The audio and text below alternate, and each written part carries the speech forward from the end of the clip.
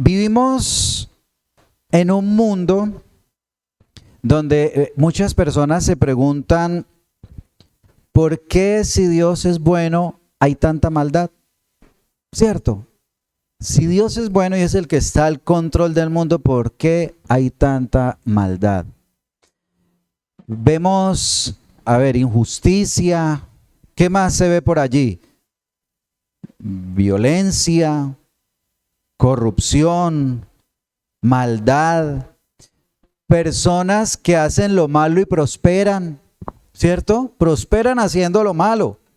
Entonces, muchos quizás se preguntan, bueno, ¿y Dios por qué no interviene? ¿Alguna vez alguien aquí se ha hecho esa pregunta? Con sinceridad, hasta el salmista se hizo la pregunta, ¿por qué los malos prosperan? ¿Por qué Dios no interviene inmediatamente? Y esa inquietud, pues también estaba en el corazón de los judíos en el tiempo de Jesús. Ellos también se hacían esa misma pregunta. ¿Por qué pasaba eso? Porque había un concepto en la mentalidad judía de que cuando llegara el reino de Dios, que cuando llegara el Mesías, entonces Dios iba a eliminar inmediatamente toda la maldad. Toda la maldad se iba a acabar en el momento en que apareciera el Mesías y que se manifestara y que llegara el reino de Dios y que iba a acabar con los malvados y que iba a exaltar a los justos. Y es por ese motivo que Jesús les cuenta esta parábola, la parábola del trigo y la cizaña. Él quería enseñarles que el reino ya había llegado, pero que todavía no había ocurrido el juicio final, sino que había que tener paciencia hasta la siega. Dígale al que está a su lado, hay que tener paciencia hasta que llegue el momento.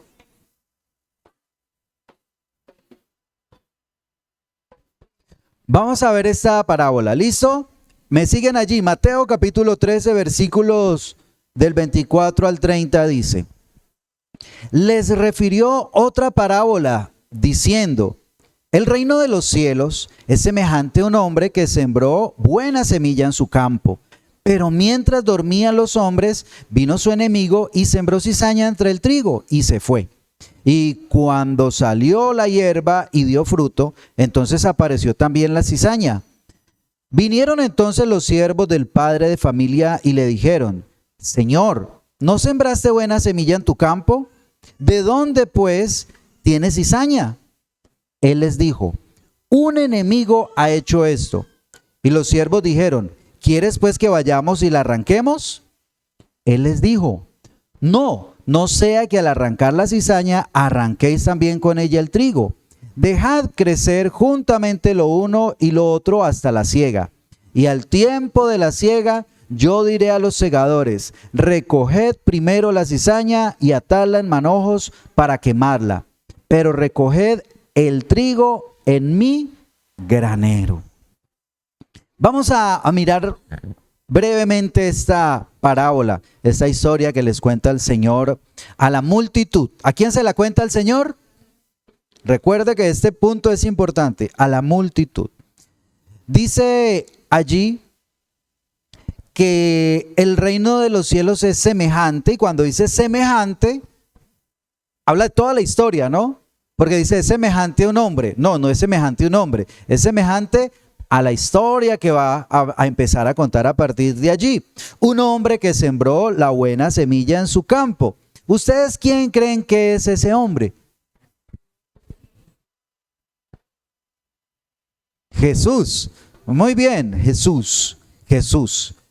Y aquí estamos hablando de que Jesús es el Mesías, ¿cierto? El rey prometido, el rey de reyes. Pero lo curioso es que Jesús se está comparando con una persona dentro de la historia. ¿Con quién se está comparando? Con un labrador, con un campesino, ¿cierto? Con un trabajador de la tierra. Es especial esto, porque ¿quién se está rebajando ahí? El Señor. siendo el Señor de señores, comparándose con un humilde campesino, con un humilde trabajador. Él quiere también identificarse con ellos y mostrarle que a él también le importan estas personas. Pero piense por un momento también ese trabajo de sembrar, porque es que uno cuenta la historia y dice, sí, salió y sembró. Quizás algunos conocen de la tierra mucho más de lo que yo conozco muy poco. No sé qué tanto trabajo requerirá el sembrar un campo, pero me supongo que debe ser un trabajo arduo. ¿Alguien aquí conoce el trabajo del campo? Hay que arar la tierra, prepararla, ¿cierto? Limpiarla. Ahora, afortunadamente le colocan un techo encima para que no le dé el sol. No, a pleno calor, a pleno sol del día, allá boleando asadón, trabajando con esas herramientas.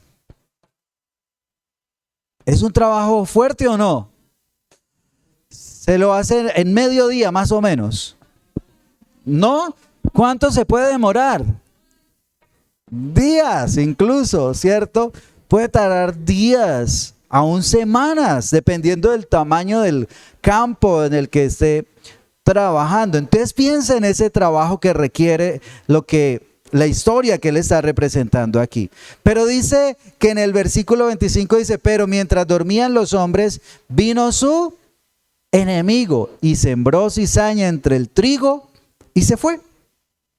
Ahí nos muestra la intervención del enemigo. ¿Ustedes creen que eso podría ocurrir en una historia real? Que un vecino envidioso venga a tirarle allí mala hierba para dañarle el cultivo. Claro, incluso era algo que sucedía en aquel entonces. Que venga ese vecino maldadoso a tirar mala hierba. Entonces imagínense el esfuerzo que él hizo para que venga otra persona a dañarle el trabajo que le había costado tanto.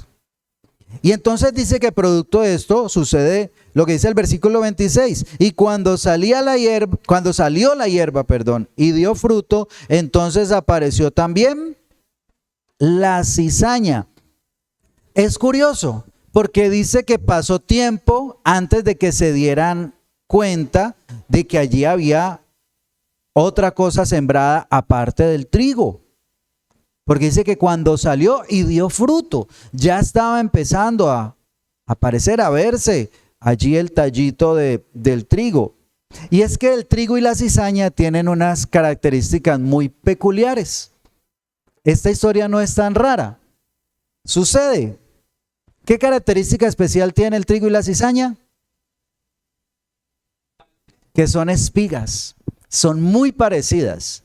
A esa temprana edad, digamos, en ese momento, cuando apenas están saliendo, se confunden muy fácilmente. Son demasiado parecidas cuando están allí verdecitas y ha empezado a salir ya la espiga, el grano. Ahí ahí se parecen mucho. Pero, claro, con el pasar de los días se empieza a notar una pequeña diferencia. Y entonces, ahí es cuando aparece esta parte. La pregunta de los siervos. Dice el versículo 27, vinieron entonces los siervos del padre de familia y le dijeron, Señor, ¿no sembraste buena semilla en tu campo? ¿De dónde pues tiene cizaña? ¿Cómo están los trabajadores? Preocupados, asombrados, ¿cierto? Pero mire que eso también nos revela algo acerca del sembrador. Del jefe, pues, allí de esa tierra. ¿Cómo lo veían ellos a él? ¿Cómo creen ustedes que lo veían a él? ¿Con autoridad? ¿Sí? ¿El trabajo de este hombre cómo era? ¿Bueno o malo? Bueno. ¿Qué tipo de semilla sembraba este hombre? Buena semilla. O sea, los trabajadores confían en su señor, en que su señor es un hombre íntegro, es un buen trabajador y que había hecho una buena labor. Por eso a ellos les sorprende, venga, ¿qué está pasando? Si usted trabaja bien, siembra bien. O sea, el problema no era el amo. El problema parece que estaba en la semilla, en las semillas que se habían arrojado, pero ellos estaban seguros de que ese no había sido el padre de familia, como lo menciona allí, el padre de familia. Entonces viene la respuesta del dueño. Dice el versículo 28, él les dijo, un enemigo ha hecho eso. Y los siervos dijeron, ¿quieres pues que vayamos y la arranquemos? ¿Qué les parece a ustedes la pregunta que ellos le hacen? ¿Correcta o no correcta? ¿Lógica? ¿Tiene lógica? Déjenos arrancar eso para que crezca, porque es que también allí están compitiendo en el suelo por los nutrientes. A veces se enredan las raíces y entonces empieza uno a jalarse, a robarse los nutrientes de la tierra y no deja crecer al trigo como debería crecer si estuviera solito. Pero eso también nos revela la dificultad, porque si tienes las raíces enredadas, ¿qué va a pasar cuando la arranquen? Va a arrancar también el trigo. Por eso él les prohíbe que hagan eso. Dice el 29, les dijo, no sea que al arrancar la cizaña arranquéis también con ella el trigo, porque hay que tener paciencia hasta la siega. Hay que tener paciencia hasta la siega. Imagínese usted una situación de esas para que entendamos lo que estaba pasando allí. De pronto usted lo ha escuchado. Una persona que tiene, por ejemplo, un tumor. Y pues lo lógico es que vayan inmediatamente lo operen. Tiene un tumor, vamos a sacarle ese tumor. Pero a veces el médico le dice, no, hay que esperar.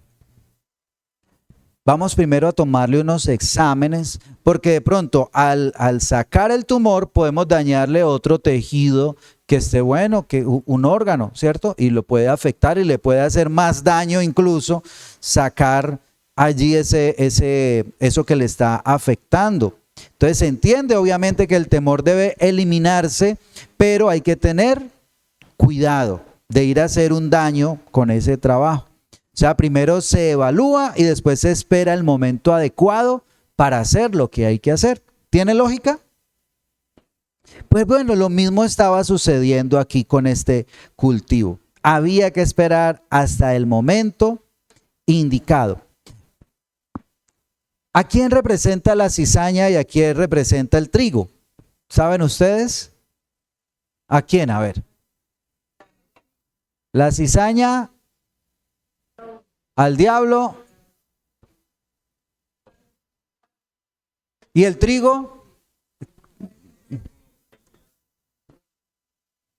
Buenas obras y malas obras. Bueno, no, Johan, muy bien. Representa dos tipos de personas. Dos tipos de personas, ¿sí? Johan coloca el ejemplo de Caín y Abel, más o menos. Una persona que da fruto y otra persona que no da fruto. Incluso, ¿saben que la cizaña es tóxica? Yo no sabía. Pueden sacar el granito, porque también tiene granito, y pueden hacer harina, pero es peligrosa, porque puede estar contaminada y puede enfermar a las personas. Bueno, los que conocen el tema dicen amén. Sí, así es. Yo no sabía ese tema. Es peligrosa la cizaña esta. Pero ¿sabe que en algún momento de su vida y de mi vida fuimos también cizaña? ¿Sí? ¿Qué hubiera pasado o cuántos conocen a Dios hace menos de 10 años? Uy, a ver, 15 años, hace 15 años. ¿Hace cuánto conocen ustedes al Señor, ole? Hace más de 20 años. Ah, bendito. La mayoría son de tiempos. Oh, tremendo. Bueno, no, entonces me va a tocar hacer otra pregunta. Yo pensaba decir qué hubiera pasado si hace 10 años el Señor hubiera llegado y hubiera cortado esa cizaña. Pues los que conocieron hace menos de 10 años no hubieran llegado hasta aquí. El Señor hubiera dicho, bueno, estoy aburrido, ya, vamos a cortar esta cizaña. Pero el Señor tuvo paciencia. Amén. En segunda de Pedro, usted conoce muy bien este texto, se lo sabe de memoria. Sin embargo, yo lo leo para decirlo correctamente con todas sus palabras. Segunda de Pedro 3:9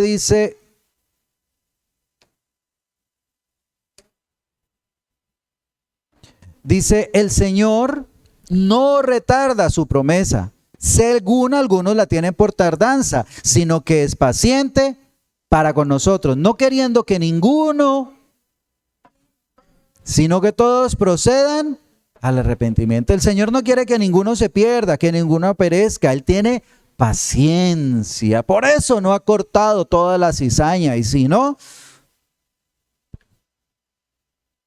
está esperando porque aún hay cizaña que puede convertirse en trigo. Amén. ¿Usted lo cree o no lo cree? Hay que tener paciencia hasta la siega. Pero termina esta historia, esta parábola, hablándonos de una separación que va a haber en el futuro. Dice el 30, dejad crecer juntamente lo uno y lo otro hasta la siega. Y al tiempo de la siega, yo os diré a los segadores, recoged primero la cizaña y atadla en manojos para quemarla, pero recoged el trigo en mi granero. ¿Cómo ven esta historia? ¿Sí aprende usted de esta parábola? Amén. Yo creo que también la multitud, ¿quiénes lo escucharon en ese tiempo? La multitud también tuvo que haber aprendido algo de esta parábola. Sin embargo, unos versículos más abajo, versículo 36, sucede algo. Dice el versículo 36, entonces despedida la gente, entró Jesús en la casa y acercándose a él uno de sus discípulos le dijeron, explícanos la parábola de la cizaña, de la cizaña del campo. Ellos dijeron, pero ahí hay algo más que se nos está pasando. ¿Qué será lo que el Señor no dijo en esa parábola? Algo tiene para enseñar. Así que esta segunda parte es la explicación de la parábola. Pero esta explicación es ¿para quién? ¿Para la multitud? Para los discípulos. La explicación, dígale al que está a su lado, la explicación es solo para los discípulos.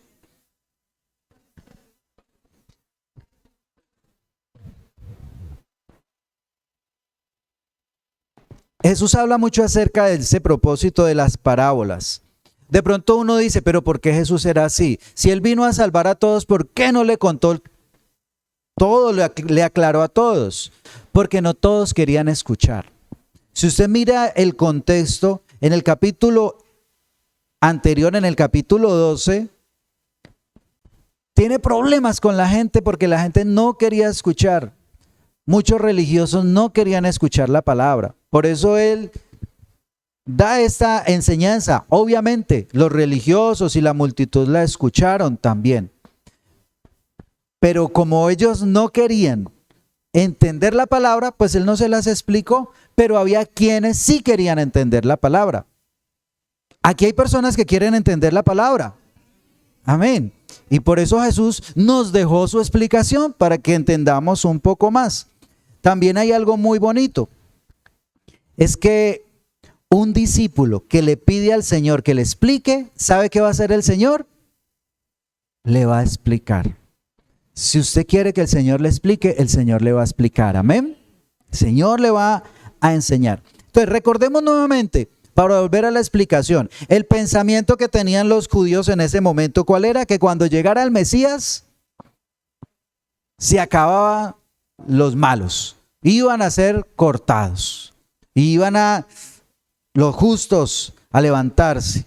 Entonces, entendiendo ese contexto, nuevamente vamos a ver la explicación que el Señor les da a esta parábola. Dice el versículo 37, respondiendo él, o sea Jesús, les dijo, el que siembra la buena semilla es el Hijo del Hombre. Entonces vamos a ver, ahí empieza ya a mostrarnos la explicación.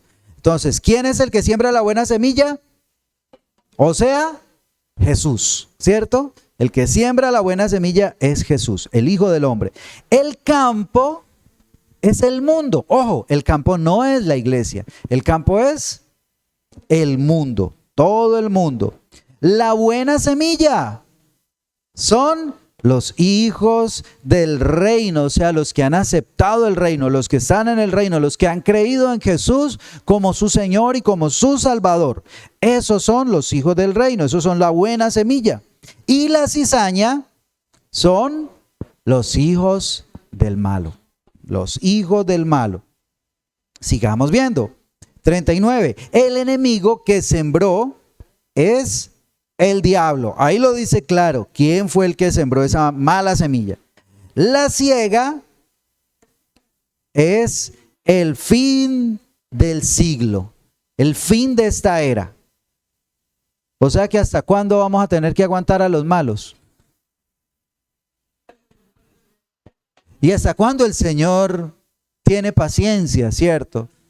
Hasta el fin. No, pero también gloria a Dios, porque si no fuera así, muchos ya no estaríamos por aquí. Es el fin del siglo. Eso nos habla de esa paciencia del Señor. Muy bien. ¿Qué más sigue diciendo? Y los segadores, ¿quiénes son? Los ángeles. Muy bien. Creo que ahí nos da una buena explicación de los elementos que aparecen dentro de esa parábola. Y nos está hablando y nos está enseñando algo. Mire, en este tiempo se vive un conflicto espiritual. ¿Sí o no?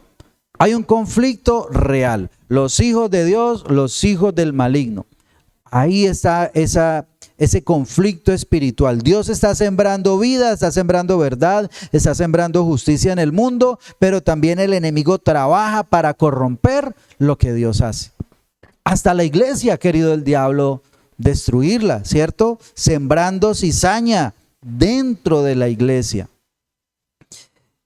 Por eso nos explica ese conflicto que vemos en el mundo, de que al mismo tiempo está el bien, pero también está el mal, también está la maldad. Así que eso nos enseña que donde Dios está obrando, el enemigo también intenta sembrar confusión y destrucción. Donde Dios está allí obrando, ahí viene el enemigo a querer dañar. Así que si usted encuentra que tiene oposición espiritual, pues ya entiende por qué. Porque Dios ha sembrado algo bueno en usted. Amén. Pero también el enemigo quiere venir a dañar eso que el Señor ha sembrado en su vida, ¿sí? Y por eso hay conflicto. Si no hay conflicto, más bien ahí sí preocúpese. Sí, cuando no hay conflicto, uno dice, entonces, ¿qué está pasando? Si el enemigo no me está molestando, es porque el enemigo está contento conmigo. Quiere que siga así. Quizás descuidando su vida espiritual, quizás haciendo las cosas que a Dios no le agrade. Claro, el enemigo lo deja. Incluso le ayuda a que prospere, siga prosperando sin Dios. Eso es lo que le conviene al enemigo. Entonces hay que entender eso. Donde Dios está orando, el enemigo también intenta sembrar confusión y destrucción. En su casa, usted debe entender que también hay una batalla real, ¿cierto? Con nuestros hijos. El enemigo quiere dañar lo que uno le está sembrando a los hijos. Y cuando uno no le ha sembrado lo suficiente, pues el enemigo sí todos los días está trabajando para sembrarle algo malo, para dañar nuestra casa, para dañar nuestros hijos. Entonces hay que formar a nuestros hijos espiritualmente. Amén. Nuestra vida devocional, también necesitamos cultivar nuestra relación con Dios, porque vivimos en influencias contaminantes, opuestas. Ahorita nomás me levanté y usted viera la música que estaba sonando en mi cuadra. Yo decía, Dios mío, o sea, uy, no, terrible, una letra. Yo decía, ese hombre que hizo esa letra de una música de cantina. Pero hay música de cantina que pasa desapercibida, ¿no? No, ni le para bolas, pero hay una con una letra tan estridente que afecta espiritualmente. Y asimismo el diablo constantemente quiere afectar nuestra vida espiritual. Por eso debemos leer la Biblia todos los días. Porque aquí hay personas que leen la Biblia todos los días, que se están leyendo la Biblia en un año. Amén. Qué juiciosos. Vamos bien, vamos bien. Así es, sigue así. No, y es real. Necesitamos llenar, yo pensaba en eso, necesitamos llenar nuestra mente de los pensamientos de Dios, porque si no el enemigo también está ahí queriendo sembrarnos lo que él quiere para dañar nuestra vida. Pero también esta palabra está muy relacionada con el reino de Dios. La iglesia está llamada a ser la semilla del reino en el mundo. Amén. ¿Quién más va a sembrar la buena semilla? Mire al que está a su lado, dígale, usted y yo somos los que tenemos que sembrar la buena semilla. Amén. Nosotros somos los que Dios nos encargó esta labor. Porque la sociedad está mezclada, está contaminada, está el enemigo obrando. Necesita que la iglesia se levante a hacer su trabajo para sembrar esa buena semilla. Ahora, esta historia termina a partir del versículo 40 explicando lo siguiente. Dice, de manera que como se arranca la cizaña y se quema en el fuego, así será el fin de este siglo. O sea, va a llegar el momento del juicio final. El juicio final es inevitable y nos acercamos a ese momento. ¿Sí sabe usted que nos estamos acercando a ese momento cada vez más? Dios es paciente, pero su justicia es segura. O sea, va a llegar el momento donde ya Dios dice, listo, hasta aquí llegó. Se acabó el tiempo en el reloj y es hora de hacer el juicio. Se acabó la guachafita, sí señor. ¿Quiénes serán lanzados al lago de fuego? Mire, ahí lo explica. Versículo 41 dice, enviará el Hijo del Hombre. ¿Quién enviará? El Hijo del Hombre enviará a sus ángeles y recogerán de su reino a todos los que sirven de tropiezo y los que hacen iniquidad. La pregunta es, ¿quiénes serán lanzados en el fuego? La cizaña, sí. Pero ahí está diciendo que ¿quién? ¿Esos quiénes son? ¿Esos dónde están? Los hijos del mal. ¿Sabe a mí qué me preocupó de esa palabra? Porque listo, dice, los que hacen iniquidad. Los que hacen iniquidad son los que son malos. Si constantemente están haciendo maldad. Con esos uno entiende y dice, sí, claro. Pero también dice que, primero dice, antes de eso dice los que hacen tropiezo. Ahí me preocupé. Porque es que una persona puede ser de tropiezo, siendo creyente. Puede ser de tropiezo. Viniendo a la iglesia, puede ser de tropiezo. ¿Sí o no? Y entonces, ahí lo lleva uno a pensar. Mi testimonio podrá ser de tropiezo para otro. Mis palabras podrán ser de tropiezo en mi casa, en mi trabajo, con mis vecinos. ¿Seré que estoy siendo de tropiezo? O sea, ahí ya no hablamos de los que practican iniquidad. Está hablando de personas que pueden hacer tropezar. Y ahí sí nos toca mirarnos también a nosotros mismos. Que no vayamos a hacer eso, porque es que uno siempre mira la cizaña y dice, sí, no, la cizaña, eso es, uy, esa gente que es tan mala la cizaña. No se halle uno siendo de pronto cizaña. Dígale al que está a su lado, usted no vaya a ser cizaña. Me extraña.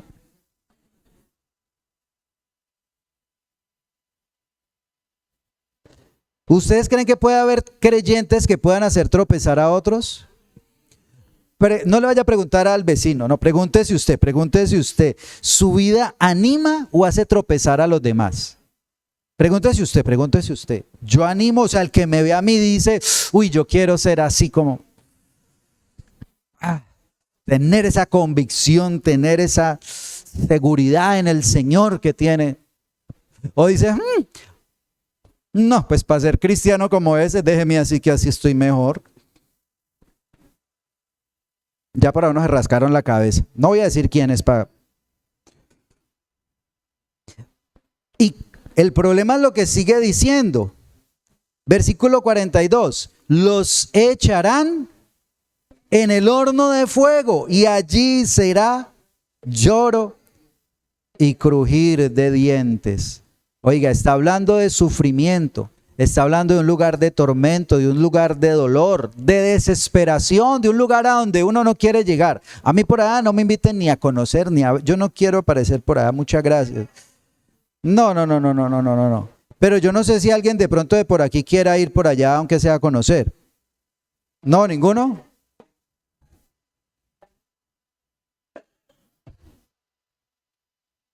Hay que tener mucho cuidado.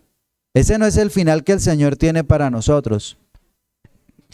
El final que el Señor tiene para nosotros, para los que son trigo, para los que dan fruto. ¿Cuántos dan fruto? Por ahí yo escuché que alguien dijo, ¿será? Bueno, voy a seguir. Hay un destino para los justos. Dice, entonces los justos resplandecerán como el sol en la gloria de su Padre. El Señor tiene un destino maravilloso para sus hijos. Un destino de gloria, un destino de bendición en el reino de los cielos. Ese es el destino que Él tiene para sus hijos. Amén. Esa es nuestra esperanza. Yo espero ir allá. ¿Cuántos esperan ir para allá? Amén. Un destino de gloria. Ahora, yo no sé si usted recuerda, hace unos días estudiábamos un tema muy interesante sobre la resurrección. ¿Sí se acuerdan? Y hablaba que unos brillarían, tendrían el brillo de las estrellas, otros el brillo del sol. ¿Sí se acuerdan? Y hablábamos de algo que se llama la glorificación. ¿Qué es la glorificación? Cuando este cuerpo mortal se vuelva inmortal, sea glorificado. Ahí está hablando también de eso. Está hablando de esa glorificación, de esa transformación que vivirán los hijos de Dios, el trigo, los que dan fruto. Amén. Esa es nuestra esperanza. Y cuando pensamos en eso, en el final, en lo que va a ocurrir con la cizaña y en lo que va a ocurrir con el trigo, tenemos que pensar en nuestra familia. ¿Para dónde están yendo nuestros hijos, cierto? ¿Para dónde están yendo los que viven con nosotros? Las personas cercanas, nuestros hermanos, tíos, primos. Y nos habla de nuestra responsabilidad en nuestra familia, sobre todo con nuestros hijos.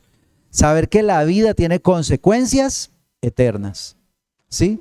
Que de pronto ahorita la gente piensa que está viviendo sabroso, que está pasándola muy bueno, pero todo tiene consecuencias eternas. Y que no vivimos solo para este mundo, sino que nuestras decisiones tienen consecuencias eternas. ¿Sí? Y tenemos que pensar en eso. ¿Dónde voy a pasar yo la eternidad? ¿Dónde va a pasar usted la eternidad? Pregúntale al que está a su lado, ¿dónde va a pasar usted la eternidad? ¿Ya pensó en eso? Amén. Y tenemos que preparar una generación para el reino de Dios. Tenemos que preparar a los que podamos para que vayan al reino de Dios. Y también tenemos que examinar nuestro corazón. No basta con parecer trigo. La cizaña parece trigo. Bien parecida. Pero no es trigo. Y cuando llegue la hora y empiecen a cortar esa cizaña y ese trigo y bueno, usted para acá, venga, ¿cómo así? Yo soy trigo. No, señor, se parece mucho, pero no. Va para allá. No quiero no vivir una situación de esa, ¿cierto? Yo creo que nadie quiere vivir una situación de esa. No basta con parecer trigo. Debemos ser trigo, pertenecer al reino de Dios. Amén. Pero también cuando uno enfrenta pruebas, dificultades, se levanta el enemigo, le siembre problemas, le siembre dificultades, uno tiene que recordar que ese no es el final. Ese es el proceso que nosotros pasamos en esta vida. Tenemos que recordar que nuestro final es en gloria, en el reino de Dios. Amén. Ese es nuestro final. Así que no se desanime por los problemas que pueda estar viviendo ahorita, por las dificultades que se le levantó el diablo. Claro, él se va a levantar, pero usted tiene que tener la esperanza y la confianza y la firmeza en el Señor, en la esperanza de que un día usted va a ser glorificado y va a estar en el reino de Dios. Amén. Denle ese aplauso al Señor.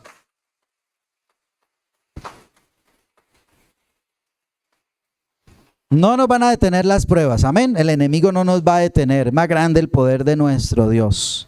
Aleluya. Pero también cuando pensamos en eso, tenemos que pensar en los que están allá afuera. ¿Qué destino les espera a los que no conocen del Señor?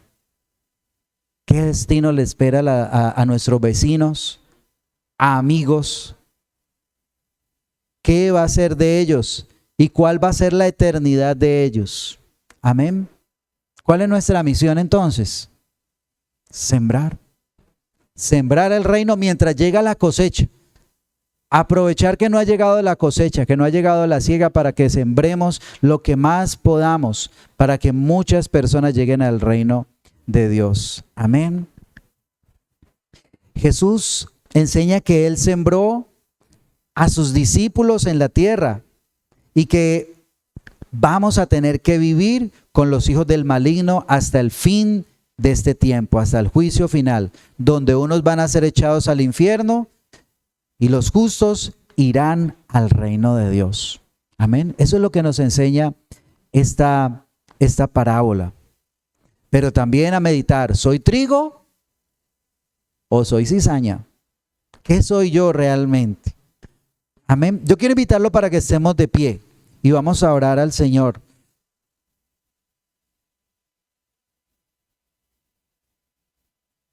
La pregunta no es si habrá cosecha. La pregunta es en qué lado de la cosecha vamos a estar. ¿En qué lado de la cosecha vamos a estar? Y entender por qué hay maldad en este mundo. Y ha sido por la paciencia de Dios. Él está esperando que muchos se arrepientan. Señor, oramos a ti, Dios de los cielos, entendiendo, Señor, que tú has sembrado tu buena semilla, Señor. Y aquí estamos, Señor, producto de la semilla que tú has sembrado. Dígale, Señor, yo quiero ser trigo que da fruto, Señor, fruto abundante para tu reino. Señor, yo quiero perseverar en tu reino, permanecer firme, aunque el enemigo se levante con su cizaña. Señor, pero también te pido que me des amor, sabiduría y misericordia por esa cizaña, por esos que no conocen. Señor, para que ellos puedan conocer de ti. Señor, que no vayan a ser arrancados el último día y llevados al juicio, Señor, para ser quemados. Dios de los cielos, entendemos que vivimos en un mundo donde hay bondad, pero también donde hay maldad, Señor. Y donde mientras estemos en esta tierra, siempre va a haber esa lucha entre el bien y el mal. Pero también, Señor, entendemos que tu juicio va a llegar, Señor, que tu juicio es inevitable. Y para eso nos preparamos, Señor. Dios de los cielos, tú también nos has hablado de que hay un destino eterno, Señor. Hay un destino de juicio, pero también hay un destino de gloria, Señor. Gloria eterna en tu reino, Señor. Y allí queremos estar. Gracias, maravilloso Dios, por la esperanza que tú nos das, Señor. Porque entendemos, Señor, que el fin de este mundo, eres tú el que tiene el control, no es el enemigo. Eres tú el que domina los tiempos. Eres tú que por tu misericordia has extendido, Señor, este tiempo para que los que no te conocen puedan conocerte. Quizás alguien en esta mañana le quiera decir al Señor, Señor, quizás me he comportado como cizaña, pero hoy quiero, Señor, pedirte perdón y quiero ser trigo. Si usted es esa persona, dígale, Señor, o quizás hay dudas. Dice, yo no sé si soy trigo, si soy cizaña, pero hoy quiero, Señor, ser parte de ese trigo. quiero ser, Señor, de esos que tú has sembrado, porque dígale, Señor, hoy has sembrado tu palabra en mi corazón y yo la recibo para dar fruto, Señor.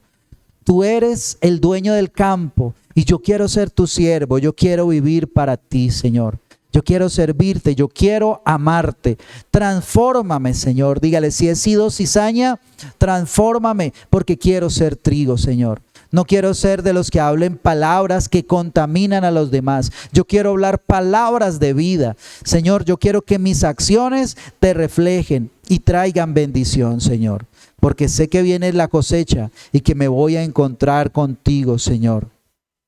Y tú nos dices al final, el que tiene oídos para oír, oiga. Y hoy oímos tu palabra y la recibimos, Señor. Gracias porque tú eres nuestra esperanza. Gracias, Señor, porque conocemos de tu amor, de tu bondad que tú tienes para con nosotros. Y que tú quieres hacer cosas maravillosas, Señor, aquí en la iglesia, en Bugalagrande, en Colombia, Señor, en el mundo. Tú eres el que tiene el control de los tiempos y que tu paciencia es para traer salvación a esta tierra y queremos ser parte de esa misión. En el nombre poderoso de Cristo Jesús te damos gracias, Señor.